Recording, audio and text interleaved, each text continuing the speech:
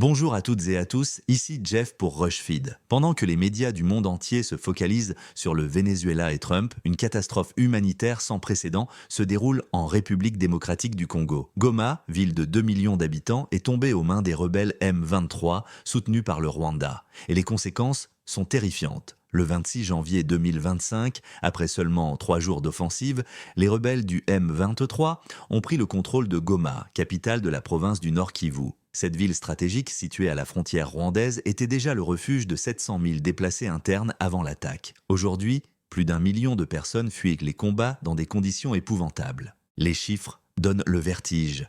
Près de 3000 civils tués depuis janvier, l'aéroport international fermé, coupant la route principale de l'aide humanitaire. Les hôpitaux sont détruits, le système de santé s'effondre et les épidémies de choléra se multiplient dans les camps de déplacés surpeuplés. Mais qui sont ces rebelles M23 ? Il s'agit d'un groupe armé Tutsi, officiellement soutenu par l'armée rwandaise qui contrôle leurs opérations. Leur objectif ?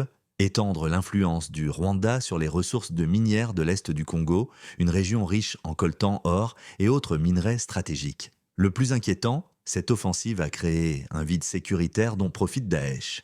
L'État islamique, via ses affiliés locaux, multiplie les attaques contre les civils dans le chaos général. Plus de 2500 morts rien qu'au premier trimestre 2025, le bilan le plus lourd depuis 2002. Pourquoi cette guerre vous concerne-t-elle ? Parce que le coltan extrait de cette région se retrouve dans vos smartphones, parce que cette crise migratoire va déstabiliser toute l'Afrique centrale, et parce que pendant qu'on parle du Venezuela, un génocide silencieux se déroule au cœur de l'Afrique. La communauté internationale reste passive.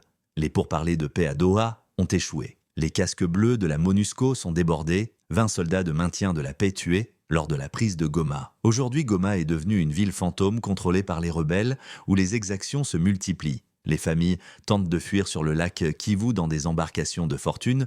Beaucoup ne survivent pas à la traversée. Cette guerre oubliée est pourtant l'une des crises humanitaires les plus graves de notre époque. Il était temps qu'on en parle.